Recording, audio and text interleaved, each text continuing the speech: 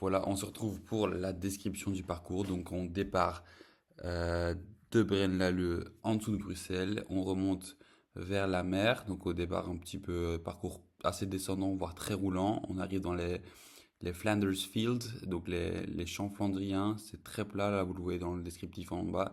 Et à partir de ce moment-ci, on va commencer à enchaîner les monts par le Kemmelberg. Un petit peu de répit, et puis les monts flandriens qui vont s'enchaîner les uns après les autres. Monts pavés, évidemment, qui sont pas très longs en soi, hein. En général entre moins d'1 kilomètre, voire entre 1 et 2 kilomètres, mais pavés et très pentus. Tout ça pour revenir sur Braine-l'Alleud, 330 kilomètres au total. On fait un petit zoom sur les monts flandriens, en commençant par le Kemmelberg. Là, vous voyez quelques images d'illustration, notamment dans certaines courses très connues en Flandre, les courses printanières, ou même pour les pros. Là, ça doit s'arracher, ça monte très vite, mais ça s'arrache quand même. Le Koppenberg, où l'année passée, certains pros ont dû mettre pied à terre tellement le pavé était glissant. Donc, quand les conditions sont humides, ça rend le pavé vraiment impraticable. Heureusement, cette nuit, j'ai pas eu le cas. On verra ça ensemble, mais voilà, j'ai eu de la chance à ce niveau-là. On enchaîne aussi avec l'enchaînement assez connu Vieux Quarmont Paterberg.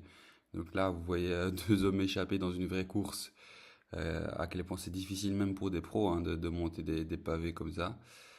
Donc le Paterberg qui suit juste après quelques kilomètres, à peine 2 kilomètres, avec des passages jusqu'à 20%.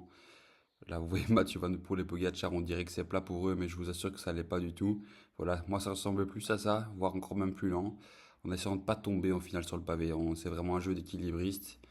Tout ça pour finir par l'enchaînement assez connu aussi, Mur de Gramont Bosberg à 60-70 km de retourner sur Braine-l'Alleud. Donc ça, c'est les deux dernières grosses montées. Donc là, c'est la fin du mur de Gramont avec le mur de la Chapelle et le Bosberg, une dizaine de kilomètres plus loin, où là, on voyait un exemple de la course féminine avec vraiment une montée qui a l'air interminable parce qu'on voit le front tout au loin, mais ça, il se rapproche pas. Et donc tout en haut, même la bascule, elle se fait attendre.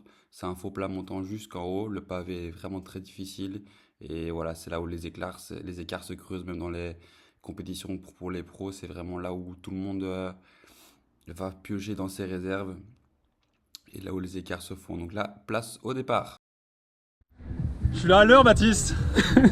Voilà, j'ai plus Ah là, d'inscrits. j'ai la pression, Gigi, à l'heure. Allez, Baptiste. On prend ton. Allez, Baptiste. T'es le meilleur, Baptiste. Allez, Baptiste. Et le deuxième Baptiste, c'est Baptiste Aversa. C'est lui. Jamais un Baptiste sans deux. Baptiste de Belgique. Voilà, il y avait un Baptiste français et là c'est le Baptiste belge. Le vrai. Quel côté Belgique? Ici, un vrai Brennois.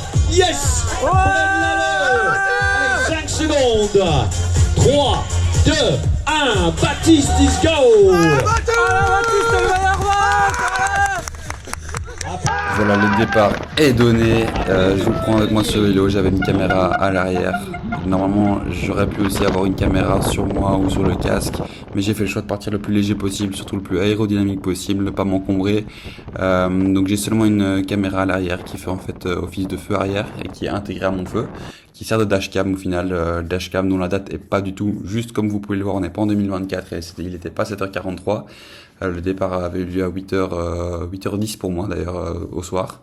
Mais bon, au moins ça fait office de caméra d'image d'illustration et vous voyez que directement, après quelques minutes, je dépasse une première personne. Et voilà, je dois vous dire que j'étais assez enthousiaste les premiers kilomètres. Voilà, pour l'anecdote, le départ avait lieu dans ma ville à moi. C'est là où j'habite. L'école qui sert de base de vie était mon école avant en tant qu'adolescent. Donc je connaissais très bien les routes. Et je me suis pris au jeu, j'étais très excité, le temps était beau, les gens étaient là. J'ai commencé à en dépasser une personne, deux personnes, là où voit déjà une troisième personne. Et dans les premiers 25 kilomètres, je pense avoir rattrapé les 10 personnes qui étaient devant moi au final. Je suis parti en 10e position, c'était le départ toutes les 30 secondes. Donc je savais très bien que voilà, vous allez voir au final les participants que j'arrive à rattraper. C'était peut-être pas la bonne stratégie pour certains, mais moi je savais très bien que c'était quelque chose qui pouvait marcher. En tout cas, la mienne, c'était dans les 100 premiers kilomètres de prendre du plaisir. C'était là, je savais très bien où potentiellement il y aura encore du plaisir. Entre 100 et 200, c'était de maintenir le plus possible l'allure. Puis après, là, à partir de 200 km, les monts pavés allaient commencer à s'enchaîner. Ça allait être en plein milieu de la nuit avec une visibilité assez réduite. Donc c'est là où vraiment la vitesse moyenne allait prendre un coup, allait diminuer. Donc je savais très bien que je devais un maximum utiliser cette lumière du jour, cette fraîcheur pour prendre de l'avance, en tout cas pour faire augmenter cette moyenne générale qui allait baisser au fur et à mesure des heures. Donc j'en profite là, les jambes sont ok, je suis dans un certain enthousiasme de dépasser une personne après l'autre, et peut-être un enthousiasme trop important, mais voilà, c'est un événement une fois par an, donc autant prendre du plaisir, on est là pour ça. Vous voyez d'ailleurs la luminosité qui diminue au fur et à mesure où je dépasse les personnes. Et mon objectif au-delà de faire un bon temps, c'était vraiment de faire un bon classement aussi. Je sais très bien que vu ma condition physique, un 300 km me permettrait techniquement de rester sur mon vélo sans faire de pause, ce qui aurait pas été le cas sur les autres distances. Sur le 500 peut-être un peu plus, mais sur le 1000 voilà, ça aurait été vraiment une épreuve d'endurance pure, en faisant des pauses, en essayant juste d'être finisher, ce qui est déjà incroyable en finale, hein, on se rend pas compte, mais 1000 km, c'est respect à tous les participants qui l'ont fini et même qui ont osé s'inscrire. Mais 300, personnellement, je savais que c'était quelque chose que je savais qui était un peu en dessous de l'endurance. Pour moi, c'est plus de la résistance où j'essayais de faire aucune pause pour finir le plus vite possible. J'allais avoir du mal après 200 km, c'est sûr, hein, c'est pas une partie de plaisir non plus, c'est pas une balade non plus, mais voilà, j'avais assez confiance dans mes capacités physiques à boucler ces 300 km le plus rapidement possible. J'avais regardé les classements et je pensais très bien pouvoir terminer sur le podium. Ça va être mon objectif aussi sur cette course. Et je vous spoil pas tout de suite, mais on va voir après si j'ai réussi ou pas. Idéalement, pour viser un podium, il fallait arriver aux alentours de 9h, voire un peu avant 9h le lendemain matin. Donc, la surprise d'ici quelques minutes. Voilà, là on arrive en fait à Skjebdal, le QG de Remco Evenepoel, donc avec une des premières pentes qui s'appelle le Rustberg, en haut duquel se trouve son QG qui est en fait un café, un repère de fans. Près de son lieu de résidence, et c'est là aussi qu'habite une pote à moi, et c'est son papa au final qui m'attendait tout en haut sur son vélo. Ça, vous allez voir apparaître à l'image, ça m'a fait super plaisir, c'est un vrai boost. Je vous laisse un peu avec le son. Oh, c'est beau ça. Oh, merci. Allez, on va. On lâche rien. Merci. Donc voilà, on va le voir assez vite disparaître de l'image. Il me donne ma position et m'encourage, ça me donne vraiment un boost, ça me donne le sourire. C'est un réel plaisir voilà, de voir qu'il y a des gens qui pensent à soi et qui se sont mis sur le parcours, même si voilà, il habitait pas très loin, mais n'empêche que ça m'a boosté encore plus.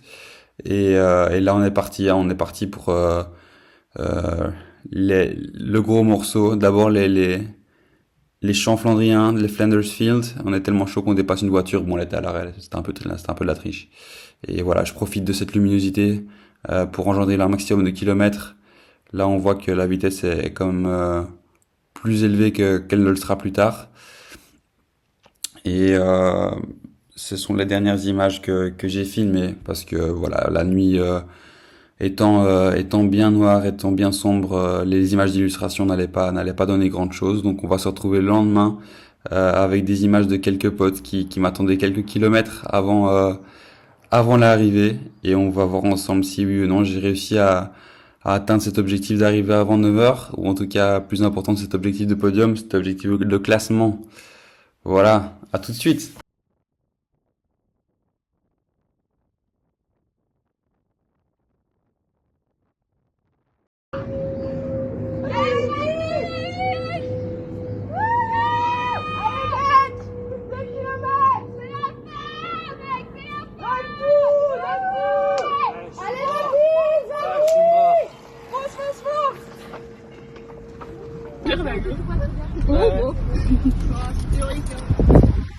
C'est bien, Baptiste. Ça descend après, ça descend, c'est dans la tête. On est trop fiers. gères, tu gères. C'est la fin, c'est la fin.